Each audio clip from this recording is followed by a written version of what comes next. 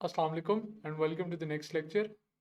इस लेक्चर के अंदर हम ब्रिटेन का रोल जो स्विस क्राइसिस के अंदर है वो देखेंगे और स्विस क्राइसिस का बेसिकली आउटकम क्या था ब्रिटेन के लिए वो देखेंगे। But initially what was the Swiss crisis, ये लेक्चर में जानना बड़ा ज़रूरी है। इसके बाद ये जानना बड़ा ज़रूरी है कि ब्रिटेन इन्वॉल्व क्यों हुआ उस क्राइसिस के अंदर, what was the strategic importance for Britain of the Swiss canal, ये हम देखेंगे। और अमेरिका का क्या रोल रहा इस क्राइसिस के अंदर, इजिप्ट का क्या रोल था, और आउटकम जब इस क्राइसिस का आया तो did it increase the Prestige of Egypt, Britain और इसराइल। तो ये तमाम तर इवेंट्स जो हैं हम इस लेक्चर के अंदर देखेंगे। जो पास्ट पेपर के अंदर क्वेश्चन आया that is about what do you know about middle east and the Swiss canal crisis. अब मिडिल ईस्ट के अंदर आपने लाजमी तरह से फर्स्ट वर्ल्ड वॉर के बाद ये लिखना है कि किस तरह ऑटोमन डीकॉलोनाइज हुई, जो टेरिटरीज थी वहाँ पे बांटी गई। Palestine came under Britain, Britain ने फिर उसको जाके डिवाइड किया, जूइश इमिग्रेशन को अलाउ किया। और वो बाद में 1948 के बाद किस तरह मतलब जो जो इवेंट्स हुए इस ब्रिटेन जहाँ जहाँ पर इन्वॉल्व था इसराइल की स्टेट इस्टेब्लिश करने में, वो यहाँ पे आपने लाजमी लिखने हैं। स्विस कनाल हम इस लेक्चर में पढ़ेंगे। और why did England withdraw from Palestine and Suez canal, ये पैलेस्टीनियन विड्रॉल क्यों हुआ था, अमेरिका ने मॉरिसन प्लान रिजेक्ट किया था, वो सारी चीज़ें आपने लिखनी है। पैलेस्टाइन का हम पढ़ चुके हैं, स्विस कनाल के इस लेक्चर के अंदर हम पढ़ेंगे। अब we'll discuss first of all the causes of the Suez canal crisis, that it was partly a result of the Arab Israel conflict. अब हम पहले भी ये चीज़ देख चुके हैं कि all the Arab states were against Israel and they were led by Jamal Abdul Nasser, who was a supporter of Arab nationalism.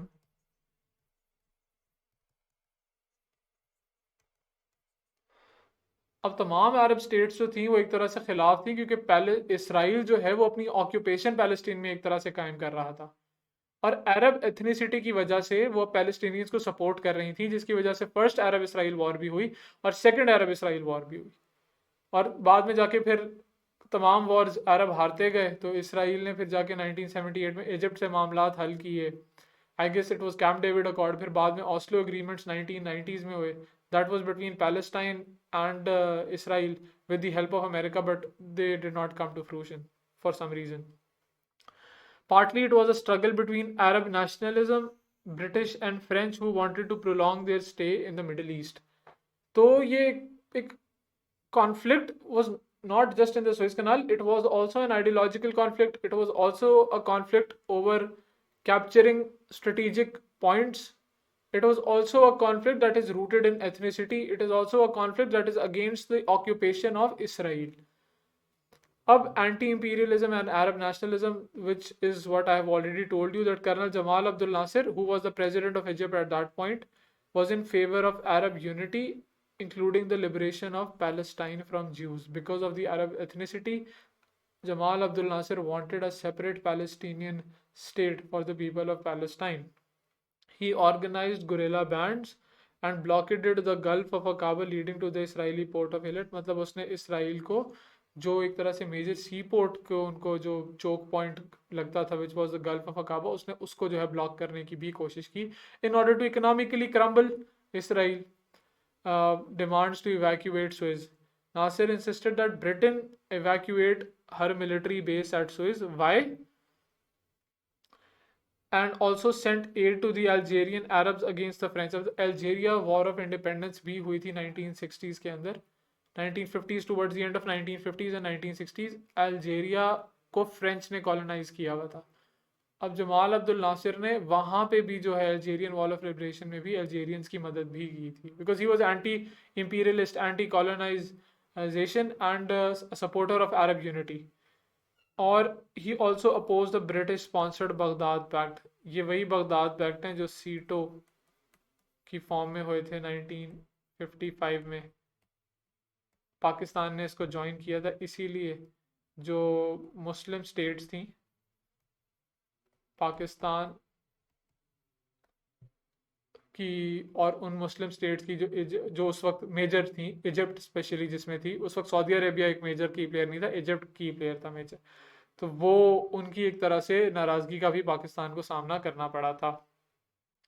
अब ब्रिटेन की हिस्टोरिकली एक मिलिट्री बेस थी स्विस पे। जमाल अब्दुल नासिर ने कहा कि जी आप अपनी मिलिट्री बेस को जो है वो वहाँ पे ख़त्म करें।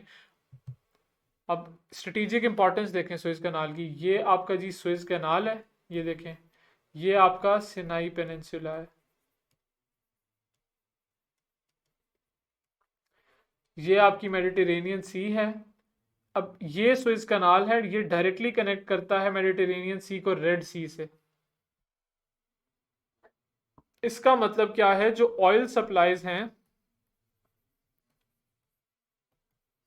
जो कि गल्फ से आपकी यूरोप में जानी है, that can only pass through this point, और in the event of a war Egypt can easily block the supplies. अब कोल्ड वॉर पॉलिटिक्स भी इसमें थोड़ी बहुत शामिल है। That in 1955 Nasser signed an Russian arms deal which antagonised Americans, obviously क्योंकि Americans को लग रहा था कि कहीं एक कम्युनिस्ट फोल्ड में ना चला जाए। और तो अमेरिकन्स ने एक डैम था जो कि बिल्ड होना था इजिप्ट के अंदर, विच वाज अस्वान डैम, उसको बिल्ड करने के लिए एड ऑफर की, but they withdrew that aid. Why? Because Nasser recognise China meanwhile. अब नासिर ने कैसे इस पे जो है रिएक्ट किया, that he nationalised the Suez canal. Previously Suez canal was managed by a private company। उस प्राइवेट कंपनी में इंग्लैंड फ्रांस के शेयर्स भी थे, और also they were the majority share holders. तो they nationalised Nasser in a tit for tat move, you can say, when America withdrew the aid for the Aswan Dam, Nasir nationalized the Suez Canal, and it was his policy that he would use the revenue of the Suez Canal to build the Aswan Dam। But at the same time Nasser ने यह भी promise किया था कि British और French share holders को कि that they would be compensated, because उनके मेजर शेयर थे कंपनी में that was controlling the Suez canal. Anthony Eden, this is the British, क्योंकि हम ब्रिटेन हिस्ट्री पढ़ रहे हैं इसलिए थोड़ा सा ब्रिटिश का एंगल पढ़ना थोड़ा इंपॉर्टेंट है। ब्रिटिश डोमेस्टिक पॉलिटिक्स में Anthony Eden was the prime minister who was a conservative party member, and he decided to get rid of Nasir because 2/3 of oil supplies of Britain came via Suez, जो कि अगर नासिर चाहे कि किसी भी वक्त वो ऑयल सप्लाईज जो हैं वो ख़त्म की जा सकती हैं। So Anthony Eden wanted to intervene. अब इस पोजीशन में ब्रिटेन ने रिएक्ट किया कि Britain, France and Israel, these three states hashed out a plan. And what was the plan? We'll discuss it in the next slide. Eden was worried about the criticism from press and Labour Party। अब ये Labour party और press का criticism क्यों आना था? Because previously conservatives had criticised the Labour party when they failed to react when Iran nationalised an Anglo Iranian oil company. That हमने ये पहले पढ़ चुके हैं, that Iran also nationalised an Anglo Iranian oil company, and the Labour Party at that point failed to react, which was criticized by the press and the Conservative Party। तो Anthony Eden was afraid कि अगर वो react नहीं करता तो then what would be the reaction from the press as well as from the Labour Party, और उसकी जो पॉपुलैरिटी थी वो कम होगी। But an important, and this is also a point for your critical analysis, that they seem to, the British public sphere or Anthony Eden seem to ignore the fact that Nasser was offering them compensation for the reason that they were majority shareholders previously, the British and the French. So he was offering them compensation when Nasser nationalized the dam, but still somehow they ignored those facts। What was the Anglo-French-Israeli plan? Let's take a look at it. That it was jointly decided। अब पहले ये decide हुआ that Israel Egypt को invade करेगा across the Sinai Peninsula। उसके बाद जैसे वो इन्वेड करेगा then Britain and France would issue an ultimatum for both sides to withdraw। मतलब इसराइल पहले इन्वेड करेगा, Israel would capture Sinai Peninsula and then Israel would ask for both sides to withdraw। British and France would ask। And जब Egyptians agree नहीं करेंगे उस proposition को, which is natural, क्योंकि अगर एक पार्टी टेरिटरी कैप्चर कर चुकी है then why would the other party agree to a cease fire, क्योंकि उनकी तो टेरिटरी तो उनकी कैप्चर हुई है, इजिप्शियंस की कैप्चर हुई है, then why would they agree to a cease fire until they get their territory back. Then British and French would occupy the canal zone on the pretext that they were protecting it. तो वो इस चीज को बहाना बना के on this false pretext they would occupy the Suez Canal zone. Or Eden was assured by his cabinet members. An important member was Macmillan that USA would not oppose the use of force, Britain's use of force. ये plan हुआ, इसको that this plan was put into action, and the major success was that Israel was able to capture the Sinai Peninsula within a week. However, these attacks were condemned by the rest of the world, including the USA, because USA did not want to upset their Arab allies. क्योंकि अगर Arab allies को USA upset करतेगा, they would fall into the trap of communism. So they refused, the USA refused to support Britain. Britain and France, because the world opinion was against them, agreed to a ceasefire on November 6 and began to withdraw. और जब उन्होंने withdraw किया, the positions were taken by the UN troops. What was the outcome of the war? Now we will be discussing the outcomes. That war was a personal disaster for Eden. इस war के बाद Eden had to resign. Anthony Eden had to resign. और उसके resignation के बाद Macmillan जो था वो prime ministership पे आया. But Macmillan was also equally responsible for the disaster because he assured Britain, the Prime Minister Anthony Eden at that point, that America would not condemn Britain's use of force. But later Americans condemned it.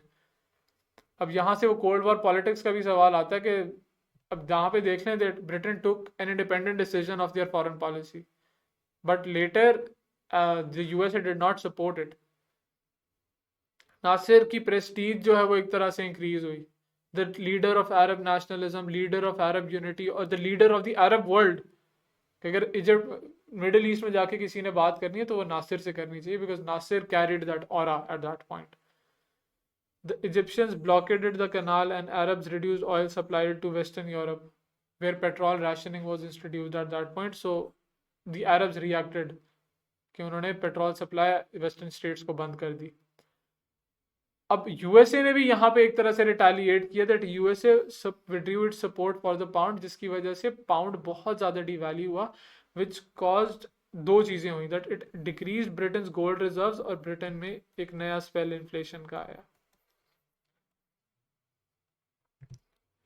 The British lost a की ally in middle east, specially Iraq, जो वहाँ पे pro British King Faisal, he came under increasing pressure from all Arab states. अब वो pressure क्या था कि if all Arab states are clamoring or supporting Arab unity led by Jamal Abdul Nasser, then why King Faisal of Iraq is supporting Britain? इसी तरह आपकी जो population है मुस्लिम, दैट ऑल्सो बिकॉज रिजीम्स जो होती हैं उन्होंने अपनी अवाम को भी देखना होता है. इफ अवाम is supporting Arab unity then king Faisal also had to go to the line that is being given by the populace. Or lastly, which is a major factor, that Britain was seen as incapable of conducting an independent foreign policy. क्योंकि एक policy Britain ने independently pursue की Israel और France के साथ मिलके, it turned out to be a very big disaster for Britain. It was suggested that Britain's humiliating defeat helped to speed up the decolonization process in Africa. Because Egypt जो है वो majorly आपका Africa में ही थोड़ा सा आता है. तो इस पॉइंट के बाद अफ्रीका में सेंट्रल ईस्टर्न और हम वेस्टर्न अफ्रीका की जो हम कीनिया, नॉर्दर्न रोडेशिया, न्याजीलैंड और गोल्ड कोस्ट गाना में हम देख चुके हैं उसकी डीकॉलोनाइजेशन हुई. That was mostly, some was countries after this era, after this crisis, and some were decolonized before this crisis. So it is also a corollary of that event. तो आप वो चीज़ें भी यहाँ पे mention कर सकते हैं. So this was this lecture about the Suez crisis. It is very important considering the past 4 to 5 year trend of the examiner. So do prepare it, and until the next lecture, Allah Hafiz.